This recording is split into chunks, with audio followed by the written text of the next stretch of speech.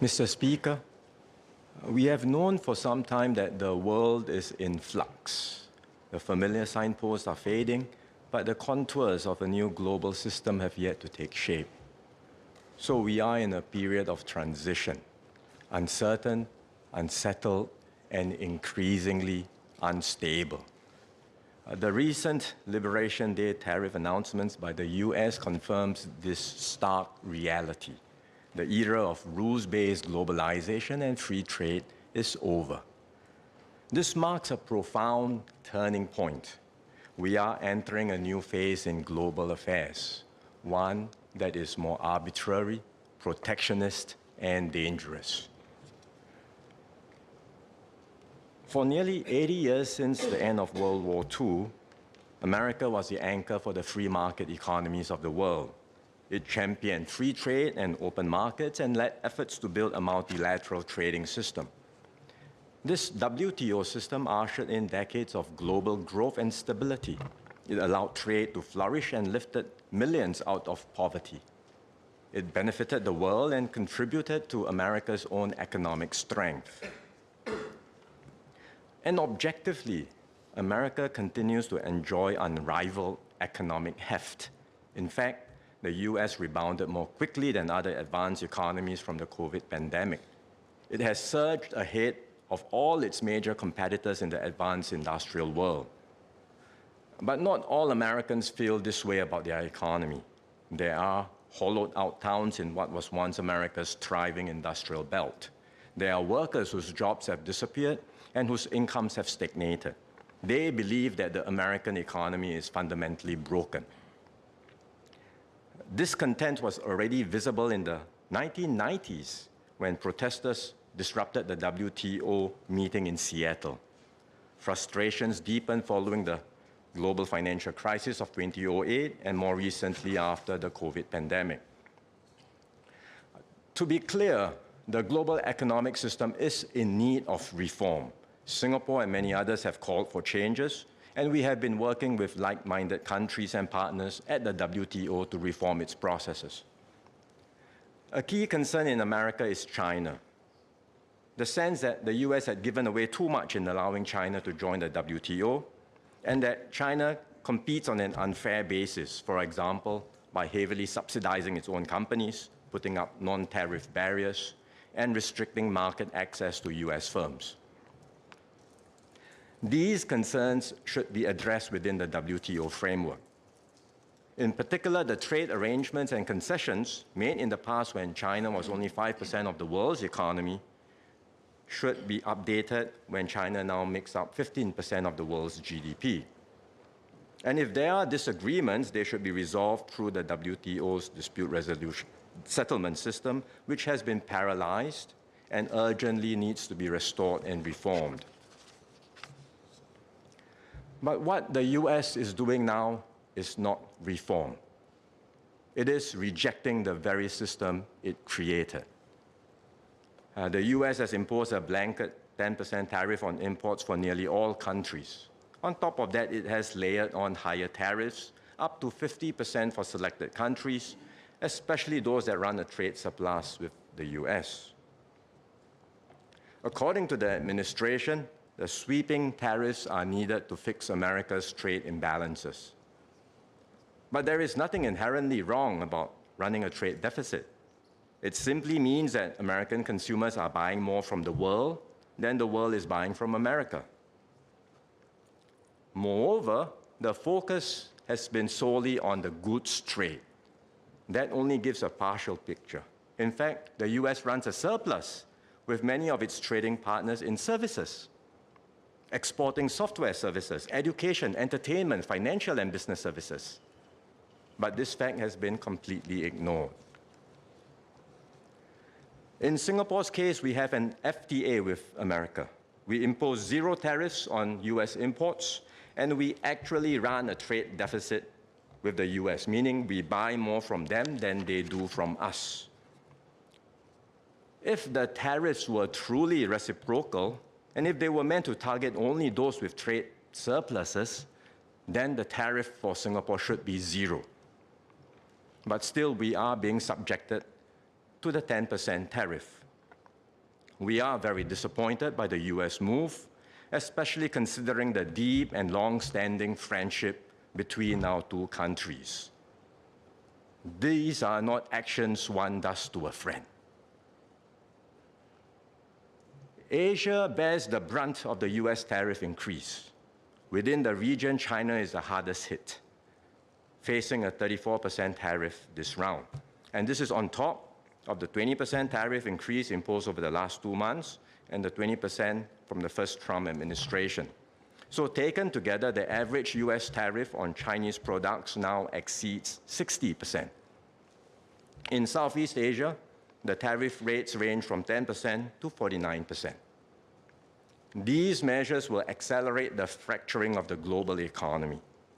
Instead of flowing based on economic efficiency, capital and trade will increasingly be diverted based on political alignment and strategic considerations. Several members have asked about the impact of the tariffs on specific industries in Singapore. We are assessing the situation carefully, but our deeper worry is not the direct impact that these businesses face. It is the wider implications for the global trading system and the world economy. So let me explain. First, the reciprocal tariffs are a fundamental rejection of the WTO rules. One of the cornerstones of the WTO multilateral trading system is the most favored nation principle, or MFN.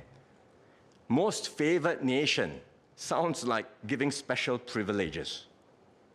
Actually, it means the opposite, that every member must treat all other members equally. In other words, if a country extends more favorable terms or imposes additional restrictions to one trading partner, it must do the same to all other WTO members. There are some carve-outs and exceptions to the MFN rule, for example, to allow free trade agreements. But MFN has long been the bedrock of the multilateral trading system. It ensures a level playing field, prevents discrimination, and enables countries, big or small, to compete fairly in global markets. This has helped to liberalize trade amongst more than 100 WTO members, each with different economic and political and social concerns. America's new tariff regime is a complete repudiation of the MFN principle. It opens the door to selective country-by-country trade relations based on unilateral preferences. If other countries adopt the same approach as the US, the rules-based trading system will unravel. This will spell trouble for all nations, but smaller countries like Singapore will face greater pressures, because small countries have limited bargaining power in one-on-one bilateral negotiations. So the major powers will dictate the terms, and we risk being marginalized and sidelined. Second, the likelihood of a full-blown global trade war is growing. Singapore has decided not to impose retaliatory tariffs. Doing so will only lead to increased costs for Singaporeans. But other countries may not be guided by the same considerations and may have different perceptions and views. China has already imposed retaliatory tariffs on US goods. Others, like the European Union, are considering their next steps. Some think that the new tariffs are a negotiating tactic, a negotiating tool by the US to extract concessions in other areas. This was what President Richard Nixon did in 1971. He slapped a 10% surcharge on imports to pressure Germany and Japan to devalue their currencies, and when they did, the tariffs came off. Indeed, there is a brief window for countries to negotiate and get some reprieve from the US before the higher tariffs take effect. And it may be possible for some rates to be lowered. But we have to be realistic. Once trade barriers go up, they tend to stay up. Rolling them back is much harder, even after the original rationale no longer applies. Even if some partial accommodations are eventually worked out, the uncertainty generated by such a drastic move will dampen global confidence and growth. It will be very hard to restore the previous status quo. And in particular, it doesn't look like the 10% universal rate is open for negotiation. This seems to be the fixed minimum tariff, regardless of a country's trade balance or existing trade arrangements. Furthermore, there are other forces that could maintain the momentum for tariffs. In particular, many European countries are eager to protect their critical industries like electric vehicles, green technologies, and semiconductors from Chinese competition. They do not want to be a dumping ground for exports from China or other countries. There is also a growing push across the West to strengthen their domestic manufacturing capabilities and to reduce dependence on global supply chains, especially in strategic industries. So this round of tariff increases by the US may just be the beginning of more increases to come globally. And we've seen this play out before. The US enacted sweeping tariff increases through the Smoot-Hawley Act in 1930. Many countries protested and a number retaliated with their own trade restrictions and tariffs. This deepened and extended the Great Depression. In some ways, today's risk may be greater. The new US tariffs, if fully enacted, are higher than the ones in Smoot-Hawley. Trade is now a much bigger part of the American and global economy compared to the 1930s. Supply chains are also more deeply connected than they were back then. Any disruption to trade flows will have wider knock-on effects on the world. This brings me to the third point, which is the impact on the global economy. Business and consumer confidence has already been hit by the tariffs. International trade and investments will suffer. Our economic agencies got in touch with several multinational enterprises and local businesses after the tariff announcement. Even those who were not directly affected by the tariffs are worried about weakening demand from their consumers. Some have put new projects on hold while they assess the full implications of the tariffs. These are reactions from companies based here, but I'm sure the same conversations are happening in boardrooms elsewhere.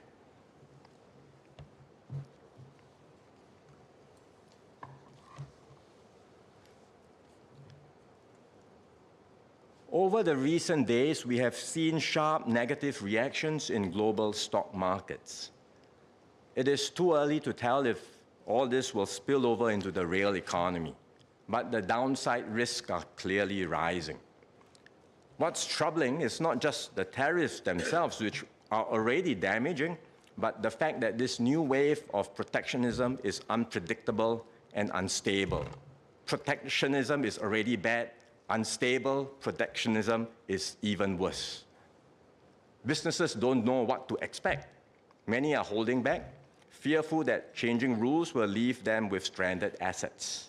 And all this creates an environment of deep uncertainty, one that could tip both the US and global economy into recession.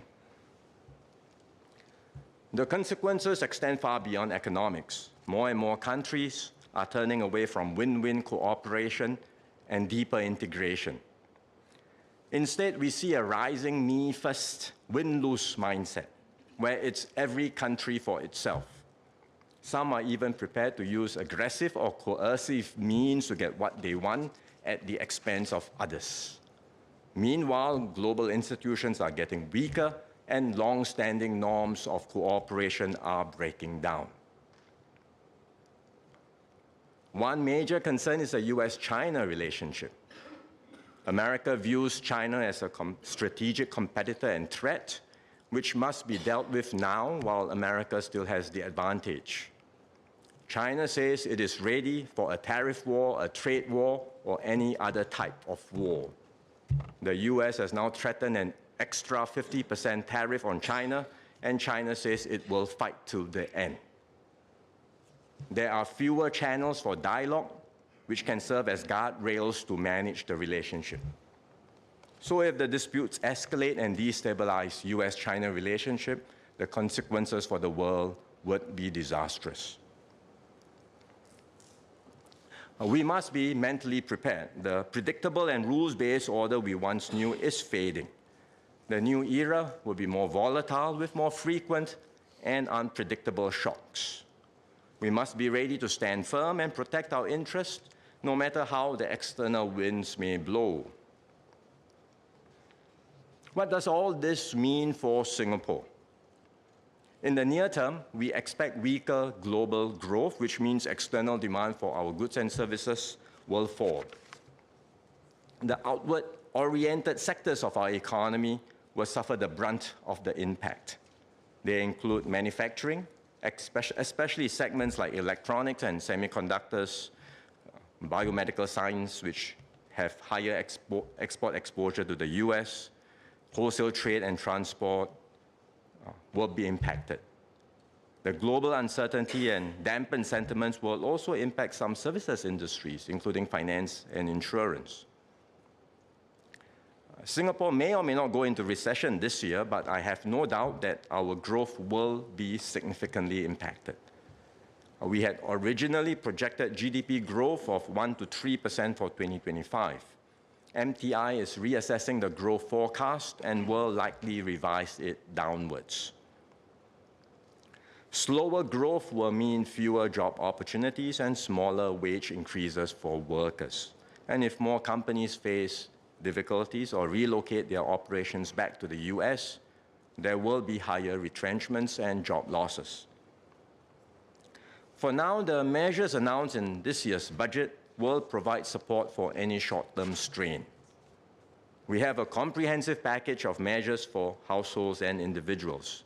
They will receive CDC vouchers, SG60 vouchers, and USAVE rebates to help with their cost of living. And there are targeted measures like increased ComCare assistance for the more vulnerable groups. We are also supporting workers through investments in Skills Future. And those who find themselves involuntarily unemployed will receive help to get back on their feet through the Skills Future Job Seeker support, which will start later this month. We've also rolled out measures in the budget to help businesses.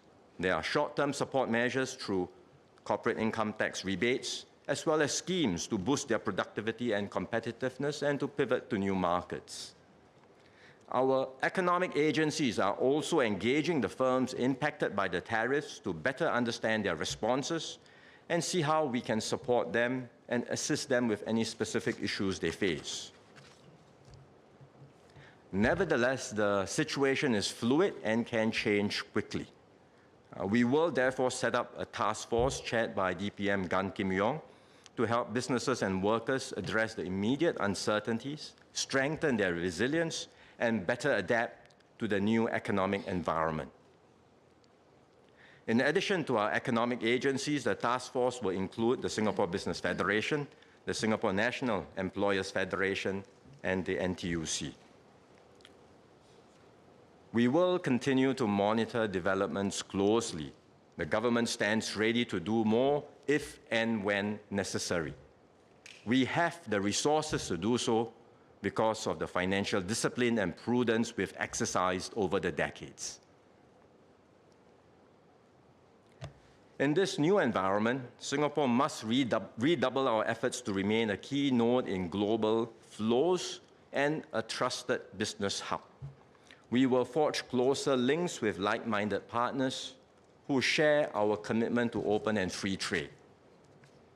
The US may have decided to turn protectionist, but the rest of the world does not have to follow the same path.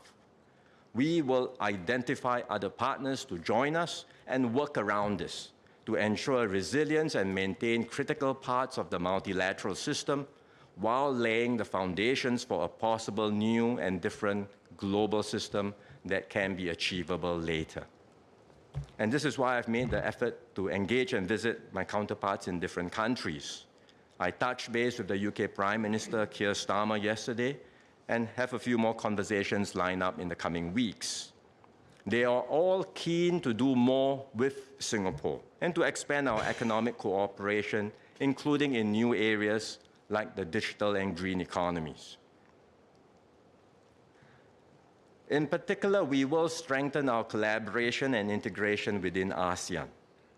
Last Friday, I spoke with Malaysian Prime Minister Anwar Ibrahim. Malaysia is also the ASEAN chair this year. We agreed to accelerate ASEAN's integration efforts to make our region more attractive and competitive.